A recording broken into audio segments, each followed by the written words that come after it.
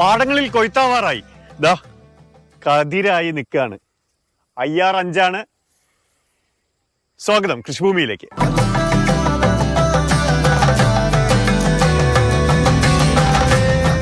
എറണാകുളത്തെ വെളിയനാട്ടുള്ള തിരുമറിയൂർ പാടശേഖരത്തിലാണ് നമ്മളിപ്പോൾ ഉള്ളത്. ഇതല്ല, ഇതിലും വലിയ തോടുകൾ ചാടിക്കടന്നവനാണ് നമ്മുടെ KK ജോസഫ് എന്ന് പറഞ്ഞത് നമ്മുടെ ഇന്നസെന്റ് ഏട്ടനാണ്. ചാടിക്കടക്കാനില്ല, പാലം വഴി വരാം.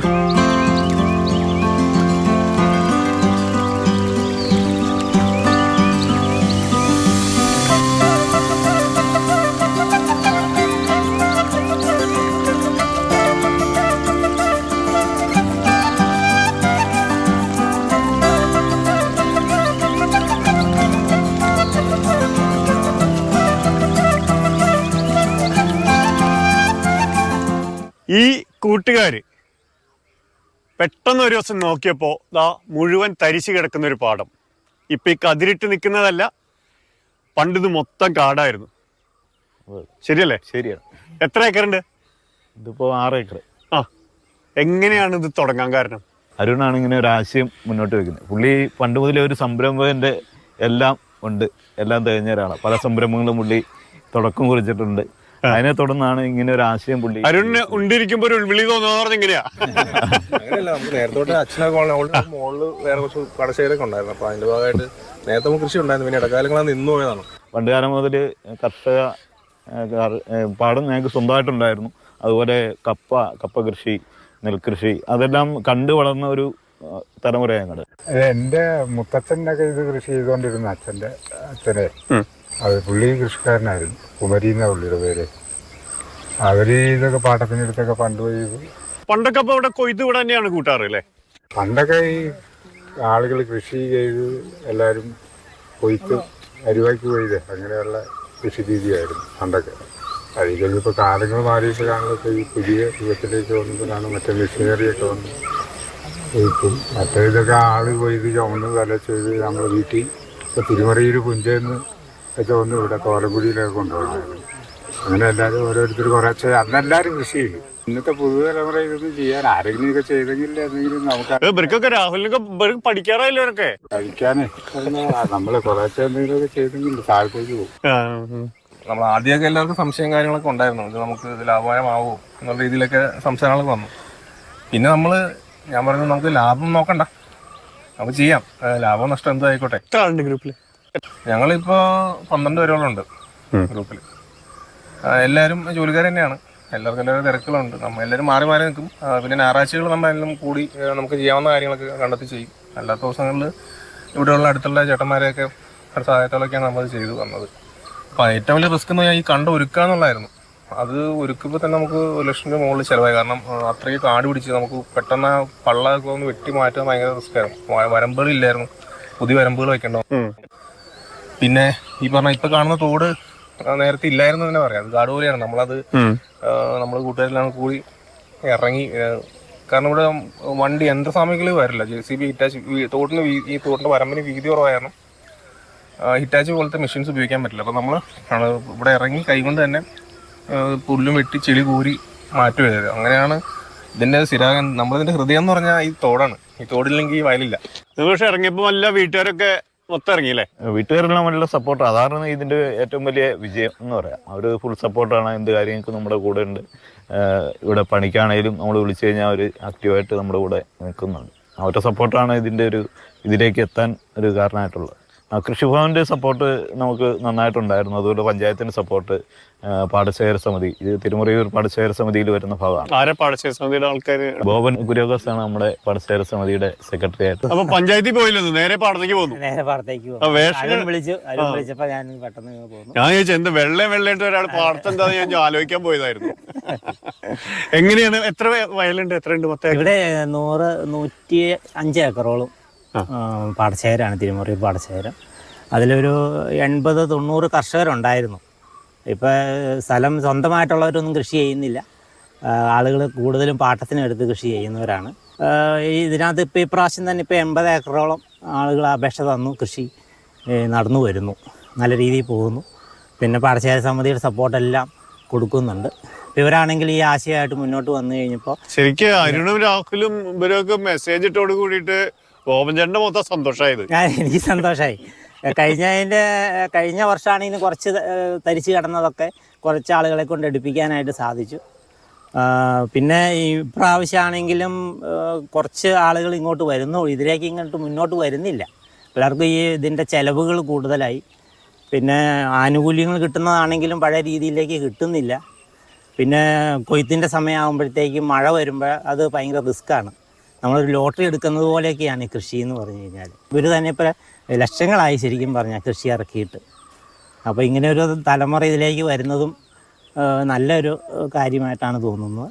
അപ്പോൾ നല്ല സപ്പോർട്ട് കൊടുക്കുന്നുണ്ട്, നല്ല രീതിയിൽ.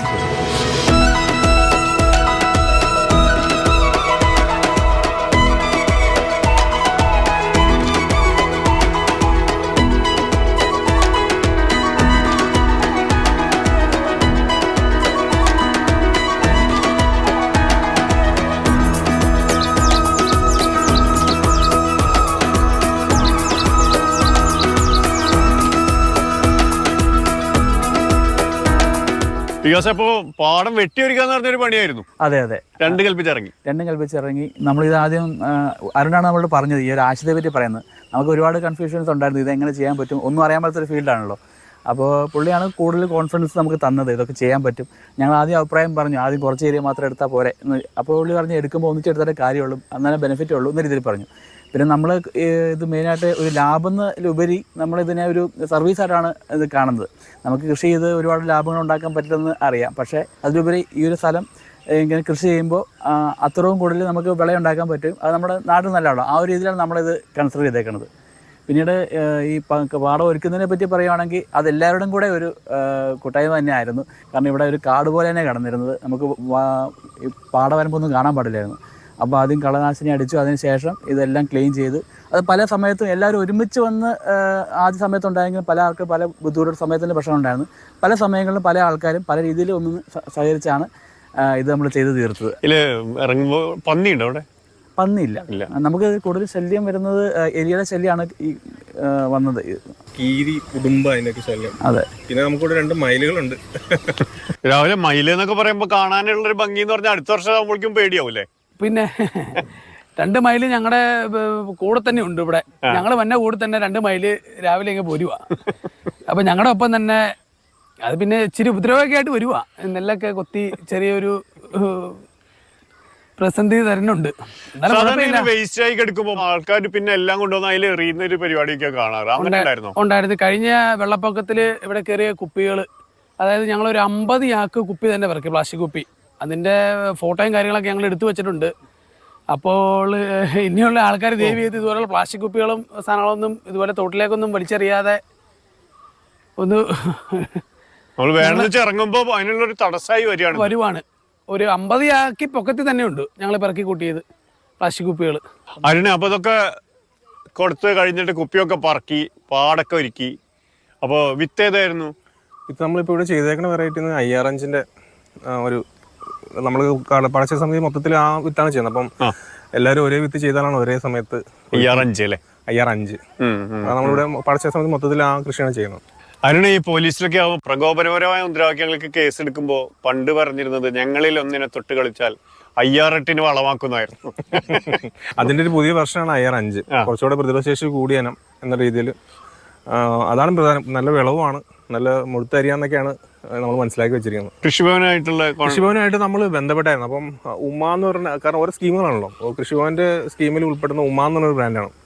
അപ്പോൾ അത് നമുക്കത് ചെയ്ത് തരാം എന്ന് പറഞ്ഞായിരുന്നു കൃഷിഭവൻ. പക്ഷേ അത് നമ്മളിപ്പോൾ 2 വിളയായി പോകുന്നുള്ളൊരു കൺഫ്യൂഷൻ വന്നപ്പോൾ വളർച്ച നമ്മൾ ഓഞ്ചാണ്ടൊക്കെ ചോദിച്ചപ്പോൾ നമ്മളെല്ലാം ഒരേ കൃഷി ചെയ്യുന്നതാണ് എപ്പോഴും നല്ലത്, ആ രോഗപ്രതിരോധ ശേഷിക്കും എല്ലാത്തിനും. കാരണം രണ്ട് വ്യത്യസ്ത ആകുമ്പോഴത്തേനും അടുത്തടുത്ത കണ്ടങ്ങളാകുമ്പോൾ എപ്പോഴും ഒരേ കൃഷി തന്നെ ചെയ്ത് ഒന്നിച്ച് കൊയ്യാനും പറ്റും. അതാണ്.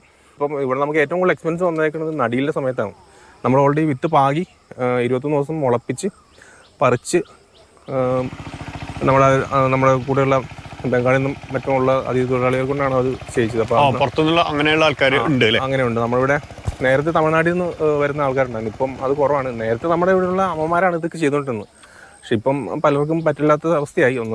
ഈ നമ്മുടെ ഈ മേഖലയിൽ തൊഴിൽ ഇപ്പം വരമ്പ് വയ്ക്കാനാണെങ്കിലും ബാക്കി ഞാറ് നടിയിൽ അതൊക്കെ വളരെ കുറച്ച് ആൾക്കാരേ ഉള്ളൂ. അത് എല്ലാവരും നല്ല പ്രായമായ ആൾക്കാരുമായി. അപ്പോൾ നമ്മൾ അന്യസംസ്ഥാനം എന്നുള്ള ആൾക്കാരെ ഉപയോഗിച്ചൊക്കെ പറ്റുള്ളൂ നമുക്ക്. കാരണം ഇത്ര ഏരിയ ഉള്ളതുകൊണ്ടും നമ്മൾ 5 ദിവസം കൊണ്ടാണ് ഞാറ് നടുകിൽ തന്നെ കഴിഞ്ഞത്. അപ്പോൾ അടുത്ത പ്രാവശ്യം നമുക്ക് ഈ ഞാറ് നടുന്ന യന്ത്രങ്ങൾ നമ്മളെ യന്ത്രങ്ങളിലേക്ക് കുറച്ചുകൂടെ പോയി കഴിഞ്ഞാൽ ചിലപ്പോൾ കുറച്ചുകൂടെ എക്സ്പെൻസ് കുറയ്ക്കാൻ പറ്റുമായിരിക്കും. ഈ പ്രാവശ്യം നമുക്ക് എന്തെങ്കിലും പ്രോഫിറ്റ് ഉണ്ടെങ്കിലും അടുത്ത പ്രാവശ്യത്തേക്ക് നമുക്കത് പ്രോഫിറ്റിലേക്ക് കൊണ്ടുവരാൻ പറ്റുന്നതാണ് നമ്മുടെ വിശ്വാസം. ഇനിയിപ്പോ കൊയ്യാറായി, 2 ആഴ്ച കൂടി വേണ്ടി വരുള്ളൂ അല്ലേ? ഏതാണ്ട് ഇപ്പോൾ 100-102 ദിവസത്തോളമായി പ്രായമുണ്ട് നെല്ലിന്. എത്ര ഒരു വിളവ് പറഞ്ഞാൽ 120 ആണ്. ഏതാണ്ട് കതിരൊക്കെ ആയി അല്ലേ? എന്നാലും മൊത്തത്തിലൊന്ന് നിരന്ന് വരാനുണ്ട്. പിന്നെ വെള്ളം ഇപ്പം നമ്മൾ പറ്റിച്ചിട്ടേക്കാണ്. ഇപ്പോൾ ഒരു 10-15 ദിവസമായിട്ട് വെള്ളം കയറിയിട്ടില്ല. അപ്പോൾ ഇനി അത് ഒരു 10 ഇപ്പം നമ്മൾ ഏകദേശം പ്ലാൻ അനുസരിച്ചാണെങ്കിൽ 8-ാം തീയതി അല്ലെങ്കിൽ 9-ാം തീയതിയോടുകൂടി കൊയ്ത്ത് നമ്മൾ ആരംഭിക്കാനായിരിക്കും. ഏതാണ്ട് ഒരു 2 ആഴ്ചക്ക് അത്രേ ഉള്ളൂ. പാകമായി.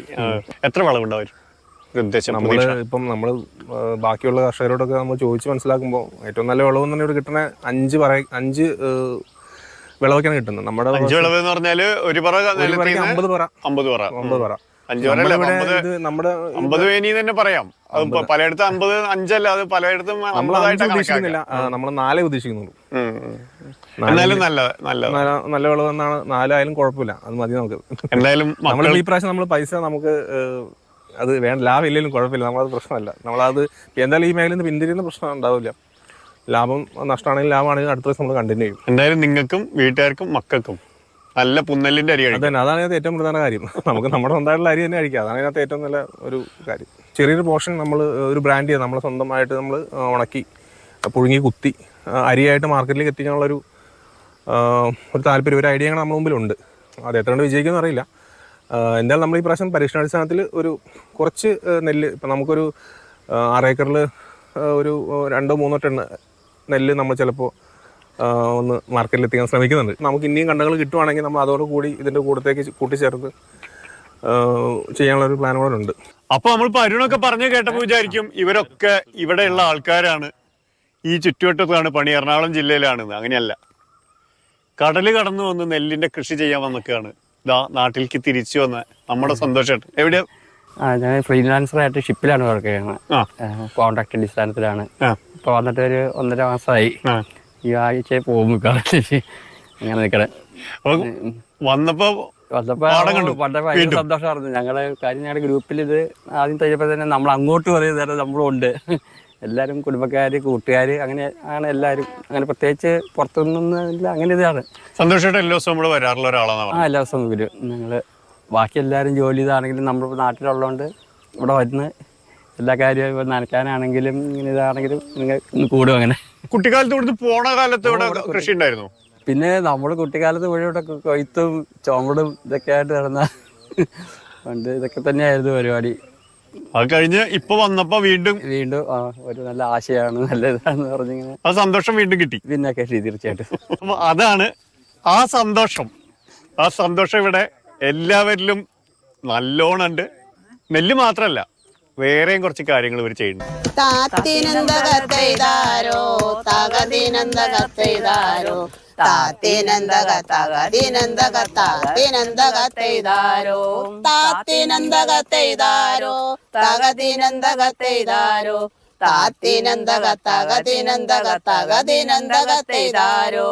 താരകപ്പെണ്ണാളെ കതിരാടും മിഴിയാളെ തമ്പൂരാനെത്തിടും മുമ്പേ കരിങ്ങാടി കോര പറിച്ചാട്ടെ.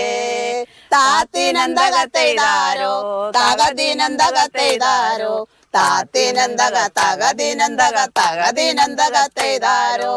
തിരുമറിയൂർ പാടത്തെ തരിശു നിലം ഇവരിതാ ഇങ്ങനെ നെല്ലാക്കിയപ്പോ നെല്ല് മാത്രല്ല പച്ചക്കറി ഉണ്ടാക്കിയിട്ടുണ്ട്. ഇതാ അവരെ വെറുതെ വിട്ടില്ല, പച്ചക്കറി കൂടി ഒന്നിച്ച് തന്നെ വാങ്ങാന്ന് തീരുമാനിച്ചു അല്ലേ? അതെ. എന്തൊക്കെയാണ് എഴുതിച്ച് ഇവിടെ നിങ്ങൾ ചെയ്തേക്കണേ? ഞങ്ങള് കപ്പ ഇട്ടിട്ടുണ്ട്, പയറിട്ടിട്ടുണ്ട്, വെണ്ടയുണ്ട്, നെല്ലുണ്ട്. പയറൊക്കെ നല്ല ലാഭമാണല്ലോ പറഞ്ഞത്. കുഴപ്പമില്ല, പക്ഷേ കുറച്ചൊക്കെ ഇതായിട്ട് പോയി, നല്ല രീതിയിൽ പോകുന്നുണ്ട്, കുറെയൊക്കെ മോശമായിട്ട് പോകുന്നുണ്ട്. പയറിപ്പോ എടുത്തു തോന്നുന്നു അല്ലേ? വിളവ് 2 തവണ പയർ എടുത്തു. 2 പ്രാവശ്യം എടുത്തു. തടപ്പയറല്ല ഞങ്ങൾ ഇട്ടിരിക്കുന്നത്, കുറ്റിപ്പയർ, കോഴ പയറാണ് ഞങ്ങൾ ഇട്ടിരിക്കുന്നത്. അപ്പം നെല്ല് വരുന്നതിന് മുമ്പ് തന്നെ അങ്ങനെ ഒരു വീട്ടിലേക്ക് ആയി, വിൽക്കാനും ആയി. ചെറിയൊരു വരുമാനം. ചേച്ചി അപ്പൊ എങ്ങനെ വെണ്ടക്കായൊക്കെ എങ്ങനെ? വെണ്ടയൊക്കെ നല്ല രീതിയിൽ വിളവെടുക്കുന്നുണ്ട്. നല്ല നല്ല വെണ്ടയ്ക്കാണ്. വാങ്ങാൻ ആൾക്കാരുണ്ടായിരുന്നു അല്ലേ? ഇഷ്ടം പോലെ. മരുന്നൊന്നും അടിക്കാത്തത് കാരണം ആൾക്കാർ വാങ്ങാൻ ഉണ്ടാവും. മൊത്തത്തില് വീട്ടിലേക്ക് ഇത് കൊണ്ടുപോകാറുണ്ടോ? എങ്ങനെയാ ഇതിനൊക്കെ വെള്ളം നിങ്ങൾ തന്നെയാണോ നനയ്ക്കണേ? വെള്ളം ഞങ്ങൾ തോട്ടിൽ നിന്ന് കോരി ബക്കറ്റിനകത്ത്, ചെറിയ ബക്കറ്റിനകത്ത് എടുത്ത് തോട്ടിൽ നിന്ന് എടുത്താണ് ഞങ്ങൾ ഈ കൃഷിക്ക് ഉപയോഗിക്കുന്നത്. ഇങ്ങനെ ഒരു കൃഷി ഇറക്കിയാൽ ഞങ്ങൾക്ക് എല്ലാവർക്കും വളരെയധികം സന്തോഷമാണ് അതിനകത്ത്. അല്ലേ, നിങ്ങളൊക്കെ ഇവിടെ വന്നിട്ട് ആദ്യമായിട്ടല്ലേ? ആദ്യമായിട്ടല്ല വന്നിട്ട് അവര് ഞങ്ങൾ ഇഷ്ടംപോലെ ഈ കണ്ടത്തിലൊക്കെ ഇഷ്ടംപോലെ ഞങ്ങള് നെല്ല് ചാക്കിനകത്ത് ചുമന്ന് രാവിലെ ഞങ്ങൾ ഇറങ്ങും. എല്ലാവരും കൂടെ ഞങ്ങൾ ഒന്നിച്ച് ഇറങ്ങിയിട്ടാണ് ചാക്കിനകത്ത് നെല്ല്, ഒരു ചാക്ക് നെല്ലുമായിട്ടാണ് ഞങ്ങൾ വൈകിട്ട് ഞങ്ങൾ ഞങ്ങളുടെ വീട്ടിലോട്ട് പോകുന്നത്.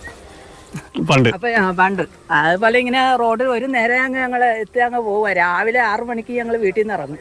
പിന്നെ 7 മണിയൊക്കെ ആകുമ്പോഴാണ് വീട്ടിൽ അത് കൊയ്ത് മെതിച്ച് വീട്ടിലെത്തണത്. ഇക്കൊല്ലം കൊയ്യുമ്പോഴും മെതിക്കുമ്പോഴും കൂടുതൽ സന്തോഷമുണ്ട് അല്ലേ? ഇത്തവണ അതിൽ കൂടുതൽ സന്തോഷമാണ് ഞങ്ങൾക്ക് ഉണ്ടായിരിക്കുന്നത്. അശ്വതി ഇവിടുന്ന് വീട്ടിലേക്ക് ഇതൊക്കെ കൊണ്ടുപോകുമ്പോൾ ഒരു ഹാപ്പി ആയില്ലേ? ഒപ്പം വന്ന് പറിക്കാനൊക്കെ ആയിട്ട് സഹായിക്കും. പിന്നെ കൂടുതലായിട്ട് വരുന്ന എല്ലാം നമ്മൾ വിലയിട്ട് കൊടുക്കുവാണല്ലോ. എന്തായാലും കച്ചവടമായി. പിള്ളേർക്ക് ഒരു അവനവന്റെ വീട്ടിലേക്ക് നമ്മൾ ഉണ്ടാക്കി കൊണ്ടുവരണമെന്നുള്ളൊരു സന്തോഷം ഉണ്ട്. ഫ്രഷ് ആയിട്ടുള്ള ആണല്ലോ കിട്ടുന്നത്. കടയിൽ നിന്ന് പോകുമ്പോൾ അത്രയും കിട്ടത്തില്ലല്ലോ. എങ്ങനെയാ വിൽക്കണത്? നമ്മൾ പറിക്കുന്ന തൊട്ടുള്ള എല്ലാ സ്റ്റേജസും ഇങ്ങനെ ഫോട്ടോസ് ചെയ്ത് വാട്സപ്പിൽ ഇട്ടും അത് കണ്ടിട്ട് ആവശ്യക്കാരത്തിൽ തന്നെ ഗ്രൂപ്പിൽ ഇത്ര കിലോ വേണം എന്നുള്ളത് ഗ്രൂപ്പിലിടും. അതിനനുസരിച്ച് അവരുടെ വീടുകളിൽ എത്തിക്കും. ചിലവരൊക്കെ നമ്മുടെ വീട്ടിൽ നേരിട്ട് വന്ന് കളക്ട് ചെയ്യുന്നവരും ഉണ്ട്. മാർക്കറ്റിൽ നിന്ന് നിങ്ങൾ വാങ്ങുന്നതിനേക്കാളും വില കൂടുതലാണോ കുറവാണോ നിങ്ങളുടെ കയ്യിൽ നിന്ന് വാങ്ങുമ്പോൾ? വില കുറച്ചാണ് കൊടുക്കുന്നത്. അപ്പൊ ഇതിന് വില കുറച്ച് കൊടുക്കണേ, നല്ല സാധനം കൊടുക്കല്ലേ? അങ്ങനെയല്ല, കൊടുക്കണമെങ്കിലും നമ്മൾ കൊടുക്കുമ്പോഴത്തേനും അവർക്ക് വില കുറച്ച് മതി. നമ്മളോട് വാങ്ങുമ്പോ ഇത്തിരി വിലയില്ല. കടയിൽ ചെന്ന് എത്ര രൂപയ്ക്ക് വേണമെങ്കിലും മേടിക്കാം. പക്ഷെ നമ്മൾ കൊടുക്കുമ്പോ അതിന് വിലയില്ല. നമ്മൾ ഫ്രഷ് സാധനം കൊടുക്കുകയും ചെയ്യണം. നമ്മൾ സാധനം കൊടുക്കുമ്പോഴത്തേനും അതിന് വില തരാൻ ബുദ്ധിമുട്ടാണ് അവർക്ക്. നമ്മൾ കണ്ട് ഈ പാടത്ത് വന്ന് രാവിലെയും പകലും കഷ്ടപ്പെട്ട് ഈ വെയിലും കൊണ്ട് വെള്ളവും കോരി ഒഴിച്ച് ഈ കണ്ടത്തിൽ നിന്ന് വെള്ളം കോരി ഒഴിച്ച് ഇതൊക്കെ നനച്ച് കഴിയുമ്പോഴത്തേനും ആ സാധനം വെറുതെ കിട്ടണം അവർക്ക്. ഈ തോടിന്റെ 2 സൈഡിലും വെച്ചിട്ടുണ്ട് അല്ലേ? തോടിന്റെ 2 സൈഡും വെച്ചിട്ടുണ്ട്. കപ്പ ഇട്ടിട്ടുണ്ട്. ഈ വെണ്ടയുണ്ട്, കപ്പയില് വെണ്ടയുണ്ട്, പയറുണ്ട്, മുളകുണ്ട്, നെല്ലുണ്ട്. ഇത് 3ആണ് പച്ചക്കറിയിൽ പ്രധാനമായിട്ടുള്ളത് അല്ലെ? പക്ഷെ ആകുമ്പോ ഇതിലും കൂടുതൽ സാധനങ്ങൾ ഞങ്ങൾ ഉൽപ്പാദിപ്പിക്കണമെന്ന് പറഞ്ഞിരിക്കണ്. അപ്പോ അടുത്ത കൊല്ലത്തേക്ക് കുറെ കൂടി പച്ചക്കറികൾ ഉണ്ടാവും, കുറെ കൂടി ആളുകൾ വന്ന് വാങ്ങാനുണ്ടാവുന്നതാണ്. പക്ഷെ വെറുതെ വാങ്ങാൻ വരരുത്, ഇവര് വെയിൽ കൊള്ളണതാണ്.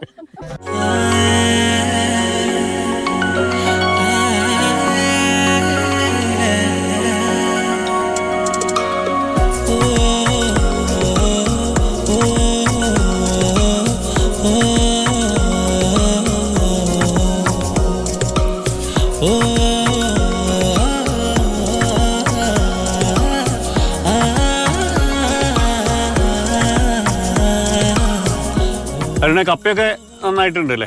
എത്ര മൂടുണ്ട്? നമുക്ക് 1000 ചോടകളുണ്ട്. ഇപ്പം ഒരു 3 മാസത്തോളം പ്രായമായിട്ടുണ്ട്. നമ്മൾ 6 മാസം ഉള്ളിൽ വിളവെടുക്കാൻ പറ്റുന്ന ഒരു വെറൈറ്റി ചെയ്തേക്കുന്നത്. പാടായിരുന്നു.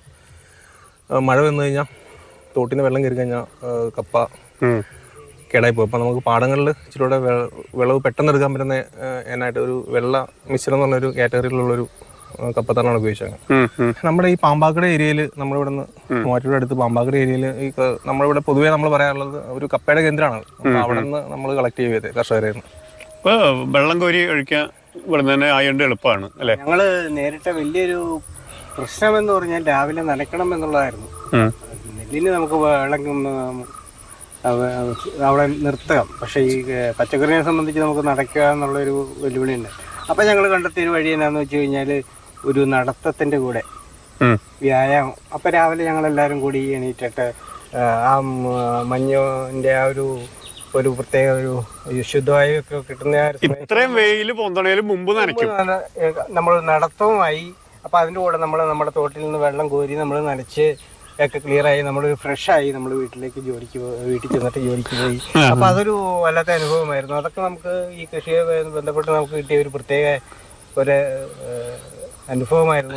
ഇതിൻ്റെ വേറെ കൂട്ടായ്മയുടെ പ്രത്യേകത എന്ന് പറഞ്ഞാൽ നമ്മൾ കൃഷിയിലേക്ക് ഇറങ്ങിത്തിരിച്ചതിൻ്റെ പ്രത്യേകത എന്ന് പറഞ്ഞാൽ ഇതിലൊരു ഇൻവോൾവ് എല്ലാവരുടെയും ഒരു സാന്നിധ്യം സഹകരണവും ഇതിനകത്ത് ഉണ്ടായിരുന്നുണ്ട്. അത് സുരേഷ്, ഞാൻ വന്നപ്പോ നിങ്ങൾ പറഞ്ഞ 12 ആൾക്കാരുടെ വാട്സപ്പ് ഗ്രൂപ്പ് എന്നൊക്കെ പറഞ്ഞെങ്കിലും ഇവിടെ വന്ന് നോക്കിയപ്പോ 100 ആൾക്കാരുടെ ഒരു ഇൻവോൾവ്മെന്റ് ഉണ്ട്. അതാണ് നമ്മളെ സംബന്ധിച്ച് ഒരു വിജയത്തിന്റെ ഒരു പിന്നിലുള്ളത്. അതായത് നമ്മുടെ വീട്ടുകാരും നമ്മളുടെ അടുത്ത സുഹൃത്തുക്കളും എല്ലാവരും നമ്മളുടെ ഇതിനു കൂടെ കട്ടയ്ക്ക് കൂടെ നിന്നു എന്നുള്ളതാണ്. അതുകൊണ്ടാണ് നമുക്കിത് അടുത്ത വർഷവും ചെയ്യണം എന്നുള്ളൊരു പ്രചോദനം നമുക്ക് ഇതിന്ന് ഇപ്പൊ തന്നെ കിട്ടിക്കഴിഞ്ഞിരിക്കും. അരുണ് എങ്ങനെ ലീവ് കിട്ടിയ? അതിന് മറ്റേ ഡിപ്പാർട്ട്മെന്റ് ഒക്കെ സഹായിച്ചോ?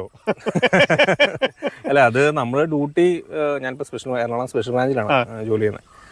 അപ്പം രാവിലെ 10 മണിയൊക്കെ ആകുമ്പോൾ ഓഫീസിൽ നമ്മൾ എത്തണം. അപ്പം അതിനു മുമ്പ് നമ്മൾ രാവിലെ ഈ പണിയൊക്കെ തീർത്തിട്ട് അങ്ങോട്ട് പോവാ. ഒരു 7 മണി 6:30 ആകുമ്പോൾ കണ്ടത്തിൽ വന്ന് നനയ്ക്കണം. അല്ലെങ്കിൽ കണ്ടത്തിൽ എന്തെങ്കിലും കാര്യങ്ങളൊക്കെ ഉണ്ടെങ്കിൽ ഇപ്പോൾ പണിക്കാരും നമ്മൾ ഓൾറെഡി ഇൻവോൾവ് ആയിട്ടുണ്ട്. അല്ല, അവിടെ കൂട്ടുകാരൊക്കെ ഇത് പറ്റി പറയുമ്പോൾ അവരുടെയൊക്കെ ഒരു എല്ലാവർക്കും നല്ല പോസിറ്റീവായിട്ടുള്ള അഭിപ്രായമാണ്. എല്ലാവർക്കും താല്പര്യമുണ്ട്. പലരും ഓഫീസിൽ നിന്ന് നമ്മളിവിടെ ജോയിൻ ചെയ്യാനൊക്കെ താല്പര്യം പ്രകടിപ്പിച്ചു. അടുത്ത പ്രാവശ്യങ്ങളിൽ അവരെയും കൂടെ കൂട്ടി ചെയ്യാനുള്ള നമ്മൾ ഇനി എക്സ്പാൻഡ് ചെയ്യുന്നുണ്ട്. എത്ര ആൾക്കാർ കൂടുതൽ വരണോ അത്രയും കൂടി കൂടുതൽ സ്ഥലത്ത് ഇത് ചെയ്യാൻ പറ്റും. നമുക്ക് അവൈലബിൾ ആയിട്ടുള്ള എല്ലാ കൃഷികളും നമ്മൾ അക്വയർ ചെയ്യും. അക്വയർ എന്ന് ഉദ്ദേശിച്ചത് ലീസിന് എടുക്കുന്നുണ്ട്. ലീസിന് എടുത്ത് നമ്മൾ ചെയ്യും. പാട്ടത്തിനാണ് നമ്മൾ മൊത്തം കൃഷി ചെയ്യുന്നത്. നമ്മൾ ഇതൊരു വിപണിയിൽ നേരിട്ട് എത്തിച്ചിട്ടില്ല. നമ്മൾ തന്നെ ഡയറക്റ്റ് കസ്റ്റമറിലേക്ക് കൊടുക്കുന്ന രീതി. എന്നാണ് നമുക്ക് ആ വില വിപണിയിലേക്ക് എത്തിക്കുമ്പോൾ നമുക്ക് അതിന്റെ ഒരു വില കുറവ് ഫീൽ ചെയ്യുന്നതുകൊണ്ട് നമ്മൾ ഡയറക്റ്റ് നമ്മൾ നേരിട്ട് തന്നെ പറിച്ച്. ചേച്ചിമാരൊക്കെ പറഞ്ഞത് വരുന്ന ഒരു വിലയിൽ കിട്ടില്ല എന്നാണ്. നമുക്ക് ഇപ്പം മാർക്കറ്റിൽ ഉള്ള വില നമുക്ക് മാക്സിമം കിട്ടുള്ളൂ. കാരണം ഓരോ സമയത്ത് നമ്മൾ കൃഷി തുടങ്ങിയ സമയത്തൊക്കെ 100 രൂപ മുകളിൽ പയറിന് വിലയാണ്. ഇപ്പൊ അത് കുറഞ്ഞൊരു 60 രൂപയിലേക്കൊക്കെ എത്തി. എത്ര പയർ പൊട്ടിച്ച് കൊടുത്തു? 2-3 പ്രാവശ്യം നമ്മൾ കൊടുത്തു. 100-150 കിലോളം ഇപ്പൊ നമ്മൾ പറിച്ചിട്ടുണ്ട്. ഇനി കുറച്ചും കൂടി ആവണം. കപ്പ ഒരു മെയ് മാസത്തോടുകൂടി കപ്പയാവുള്ളൂ. അപ്പോഴേക്കും വെള്ളമൊക്കെ അത് ഉണ്ടാവും. കപ്പയ്ക്ക് അധികം വെള്ളത്തിന്റെ ആവശ്യം ഇല്ലാത്തതുകൊണ്ട് കുഴപ്പമില്ല. ബാക്കി പയറൊക്കെ നമുക്കിപ്പോൾ ഒരു മാസത്തോളം കഴിയുമ്പോഴത്തേനും പയർ ഏകദേശം തീരും. അപ്പൊ ആ സമയത്ത് കൊയ്ത്തു ആവും. അപ്പം അടുത്ത മാസം കൊയ്ത്താണ്. 10-15 ദിവസം കഴിഞ്ഞാൽ ഇനിയിപ്പോൾ അതിൻ്റെ ഒരു ടെൻഷനിലാണ്. മഴ പെയ്യാണ്ടിരിക്കണം. മഴ പെയ്ത് കഴിഞ്ഞാൽ മെഷീൻ്റെ ഒരു പ്രശ്നം വരും. മെഷീൻ കണ്ടത്തിൽ ഇറങ്ങാണ്ട് വരും. അപ്പം ആ ഒരു മഴ പെയ്യാണ്ട് ഇരിക്കട്ടെ ഞാനിപ്പോൾ ആഗ്രഹിക്കുന്നത്. മഴയൊന്നും പെയ്യില്ലാന്നേ. ഇതൊക്കെ ഹാപ്പി ആയിട്ട് പോകാണ്ട് എന്ത് ചെയ്യാനാ? എല്ലാവരും കാണുന്നുണ്ട്, പ്രാർത്ഥനയുണ്ട്. അടുത്ത വർഷം കൂടുതൽ സ്ഥലങ്ങളിലേക്ക് വരട്ടെ. കൂടുതൽ ഇനങ്ങൾ പച്ചക്കറികൾ മാർക്കറ്റിലേക്ക് എത്തിക്കാൻ പറ്റട്ടെ. കൂടുതൽ സന്തോഷമാവട്ടെ. കാത്തിരിക്കുന്നു നിങ്ങളുടെ നിർദ്ദേശങ്ങളും അഭിപ്രായങ്ങളും.